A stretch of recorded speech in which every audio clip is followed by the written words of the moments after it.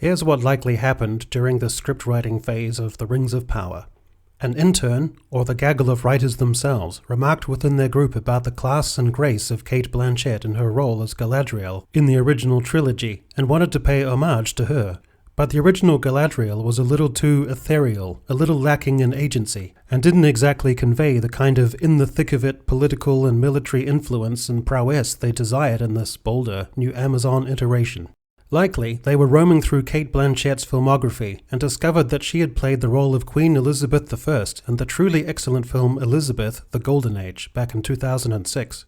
No doubt they liked the fact Blanchett was powerful and strong both in position and personality, and it seems they clumsily nabbed a few elements straight out of that work and tossed them into the indulgent, disproportionate girl boss fantasy of Galadriel in The Rings of Power.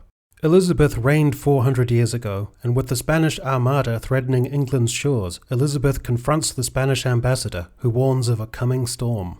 There is an elegant little metaphor about a coming wind, to which Elizabeth retorts that there is a metaphorical hurricane within her that will resist what is coming. Tell Philip, I fear neither him, nor his priests, nor his armies. There is a wind coming, madam, that will sweep away your pride. I too can command the wind, sir! I have a hurricane in me that will strip Spain bare if you dare to try me! Compare that with this exchange between rival girl boss characters in Rings of Power, where the Queen Regent raises the metaphorical notion that Galadriel, much like her earlier literal circumstances, may be grasping for a handhold in a tempest, to which Galadriel retorts, maintaining the metaphor, that there is a figurative tempest within her. Or are you a castaway, grasping for a handhold in a tempest? There is a tempest in me. It swept me to this island for a reason.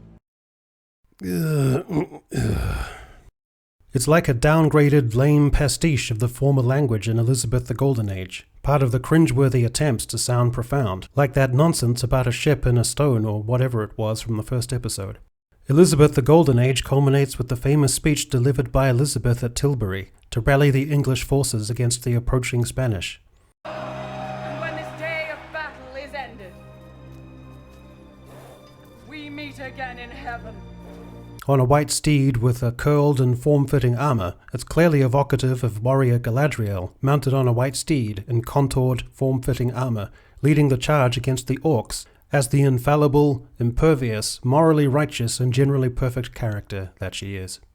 The great shame is what the writers of Rings of Power didn't take from Elizabeth the Golden Age. The ways in which Cate Blanchett's Elizabeth is witty, demure, able to engage with her court retinue, and men in particular, with a great variation of tact, subtlety, assertiveness, coquettishness, swift pivots in mood, immense authority, and often immense vulnerability. She is often emotionally exposed, acts with poignant, simple human yearning, within the constraints of her role and power, and is unquestionably a rich character the audience appreciates. Galadriel, on the other hand, as many viewers know by now, is an insufferable know-it-all, utterly humorless, has a painfully limited emotional range, is grating, and is overpowered to such an extent there is little room for growth, or any interest in or concession from the writers that any type of humility or personal growth is necessary.